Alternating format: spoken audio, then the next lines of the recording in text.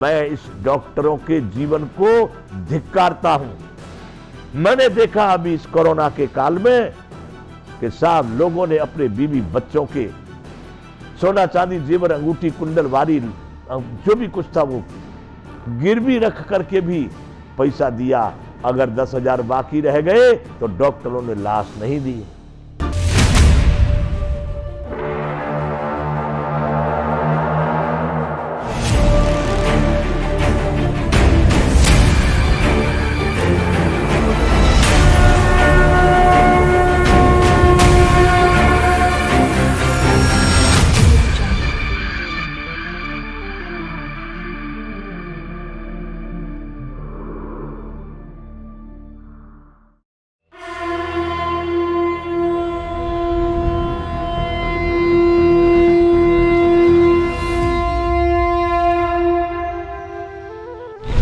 जय विश्व बंधु।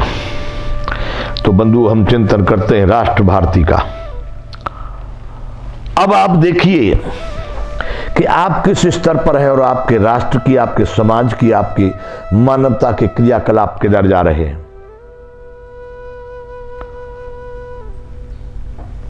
किस तरह का कार्य आपके माध्यम से हो रहा है।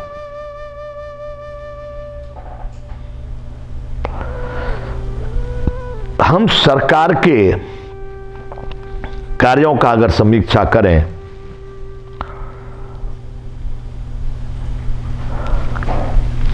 मैंने सुना है बंधुओं, कुछ लोग व्यापारी लोग भी, अब बाबा जी लोगों के पास तो क्या है, जो वेशभूषा देखे तो चोर से लेकर के शहंशाह तक सब पहुंच जाते हैं और सब प्रकार की बातें वहां पर होती है। मैंने सुना है कुछ व्यापार में व्यापारी लोग हैं, व्यापार वर्ग के, कोई कहते हैं बंधुओं कितना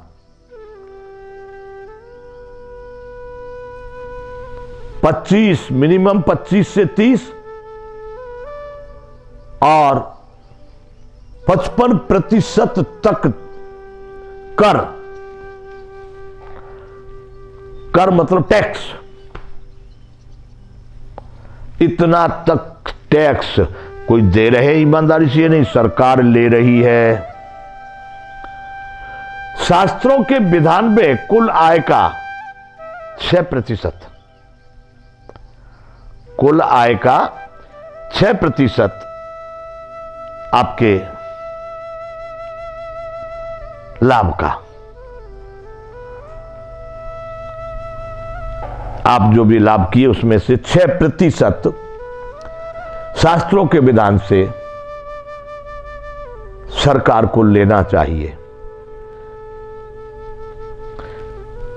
चलो 6 नहीं, हम कहते 12%। हो सकता है क्योंकि सारे शास्त्रों को तो मैंने पढ़ा नहीं, लेकिन जहां तक है चलो 12% मान लो, पर ये 52%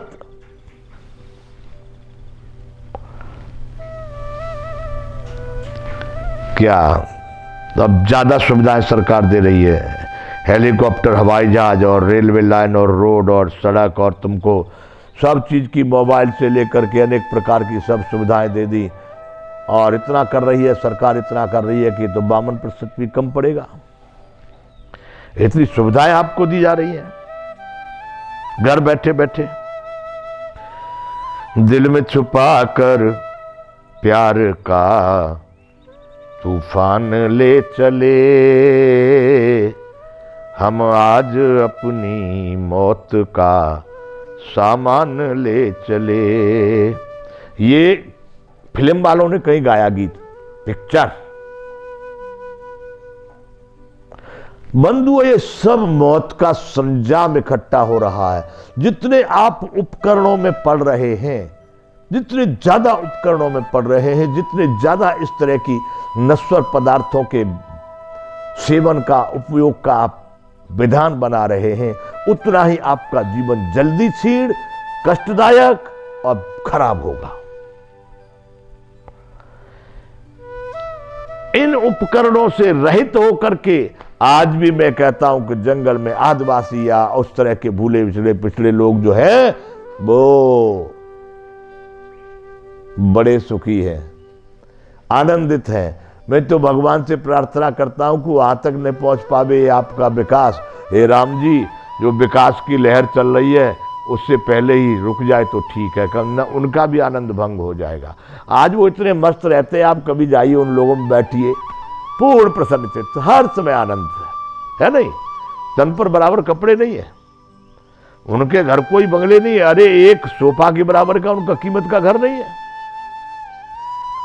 एक सोफा, बड़े लोगों के घर में एक सोफा रखा गया है ना, उसकी कीमत का पूरा घर नहीं, अरे एक कुर्सी की कीमत का पूरा घर नहीं। परंतु वो दवाई खा के नहीं जी रहे, वो प्रतिबंधित जीवन नहीं दे रहे कि मीठा नहीं खाओगे, खट्टा नहीं खाओगे, तला नहीं खाओगे, मिर्च वाला नहीं खाओगे, गला हुआ नहीं खाओगे, बादाम नहीं खाओगे, काजू नहीं खाओगे, घी नहीं खाओगे, दूध नहीं खाओगे। अरे साहब, उनको तो जो मिल जाता है मांस मछली, वो भी उनके लिए तो ठीक है, उसी से अपना जीवन चला रहे थे। परंतु स्वस्थ भी है शारीरिक और मानसिक रूप से, और आनंदित भी है उन विलासिता की इच्छा और अपेक्षा और वासनाओं में जीने वाले लोगों से।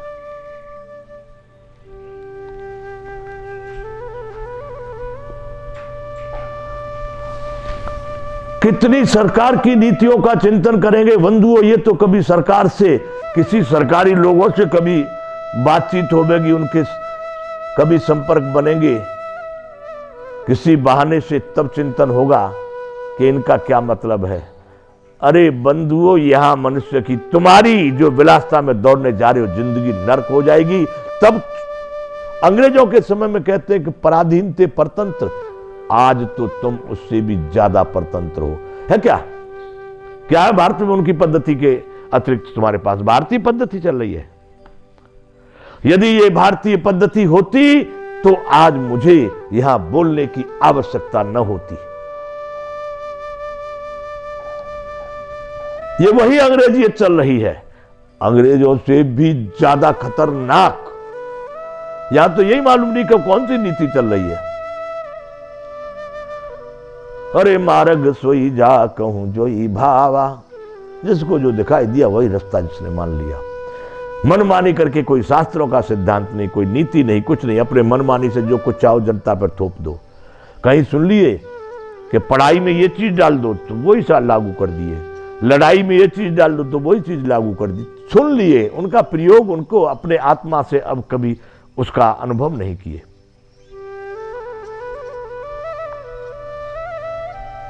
कोरोना कोरोना कोरोना, अब पता नहीं को रोएंगे, इसमें को कोरोना है। मेरे बंधुओं, यदि तुम न जगे तो ये विश्व बड़ी जल्दी भारी विनाश को प्राप्त होगा, बहुत जल्दी। रही बात क्यों प्राप्त होगा, आप न मानो तो भी मेरा इस पर कोई जोर नहीं कि आपको मनाना ही मनाना है, सुनाना है, केवल सुनाना। इतना बड़ा आतंकवाद तो वो आतंकवादी राइफल और वो लेके बैठे हैं ना, कहते हैं आतंकवादी जिनको मार देते लोगों को, उनकी तो कुछ विशेषताएं भी, अच्छाइयां भी मैं जानता हूं। अगर उनके विषय में कुछ कह दूं, कुछ अच्छाइयां हैं, तो लोग कहने लगे आतंकवादियों का समर्थन हो गया, आतंकवादियों के समर्थक हो गए। समर्थक नहीं, समय आने पर यह भी सिद्ध करूंगा। ऐसा नहीं कहता कि वो आतंकवाद कर रहे हैं, आतंकवादी बहुत अच्छे लोग हैं, लेकिन उनके भी कुछ कथन, कुछ बातें समझने जैसी है, सुनने जैसी है, और उन पर विचार करने जैसा है। परंतु इन आतंकवादियों को कौन रोकेंगे? हमारे भारत में पता नहीं कहां से चलाया गया एक डिग्री डॉक्टर, मैं नहीं जानता बंधु डॉक्टर का क्या हिंदी अनुवाद होता है, या इसका क्या महत्व है, क्या व्याख्या है, क्या विशेषता है। डॉक्टर, अब लग जाए डॉक्टरों को खराब, करें डॉक्टर जो भी कुछ उनको क्रिटिसाइज, कल्पना, निंदा करनी हो, पर मैं इस डॉक्टरों के जीवन को धिक्कारता हूं। मैंने देखा अभी इस कोरोना के काल में कि साहब लोगों ने अपने बीवी बच्चों के सोना चांदी जेवर अंगूठी कुंडल वारी जो भी कुछ था वो गिरवी रख करके भी पैसा दिया, अगर 10,000 बाकी रह गए तो डॉक्टरों ने लाश नहीं दी। तो बंधुओं, अब ये निर्णय आपको करना है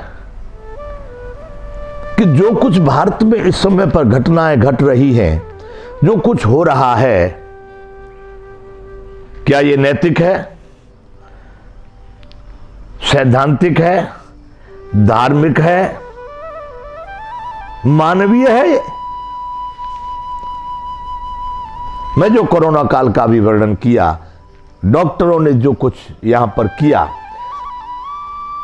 दिखाने के लिए कुछ डॉक्टरों पर केस भी बनाए गए हैं, कुछ पर अनेक प्रकार का कोई भी छोटी मोटी कार्रवाई की गई है दिखाने के लिए, लेकिन हुआ बहुत बुरा है। बहुत बुरा मतलब सरकार को चाहिए था ऐसी स्थिति में उन लोगों को इतनी राहत देते, इतना विश्वास दिलाते उनके उस बीमारी के समय में।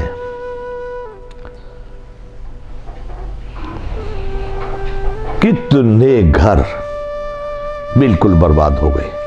और मैं आपको बताऊं, अभी भी बताऊं कि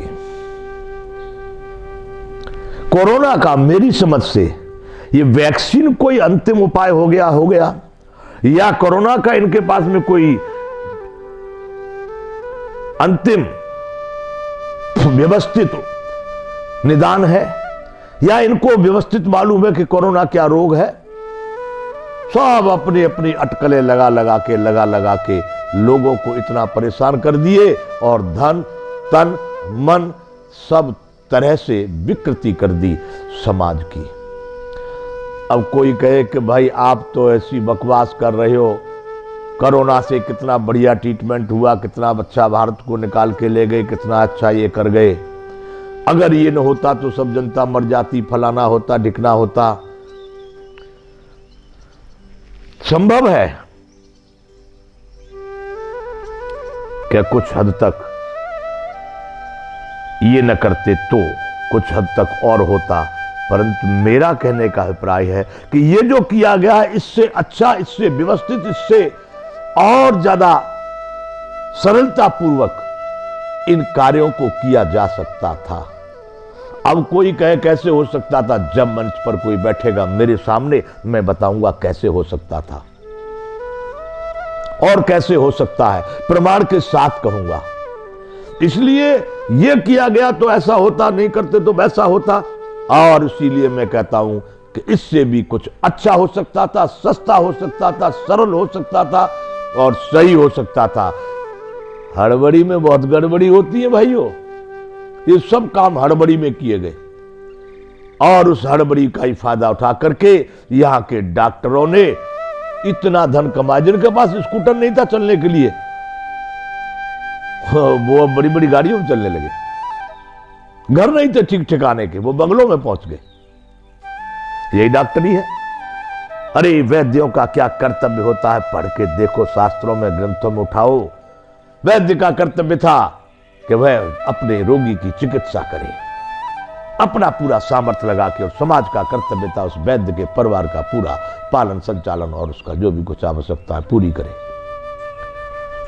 आज की स्थिति को देख लो। मैं वैद्य की बात को समझता हूं, वैद्य का मतलब मैं समझता हूं, लेकिन डॉक्टर की तो मुझे मीनिंग, परिभाषा, व्याख्या भी मालूम नहीं है। पर डॉक्टर के और वैद्य के कर्म में कितना अंतर है, क्या चल रहा है, आपको समझना है। इस राष्ट्र भारती में मुझे जो अच्छा लग रहा मैं कह रहा हूं, आपको जो अच्छा लगे आप निर्णय ले सकते हैं, परंतु भारत में, हे भारतीयों, यदि उस परमात्मा की कृतियों का, परमात्मा के अधिकारों का, परमात्मा की नीतियों का, परमात्मा के जो विधान है उनका उल्लंघन किए तो भोगना यहीं पर पड़ेगा और उन सबको भोगना पड़ेगा।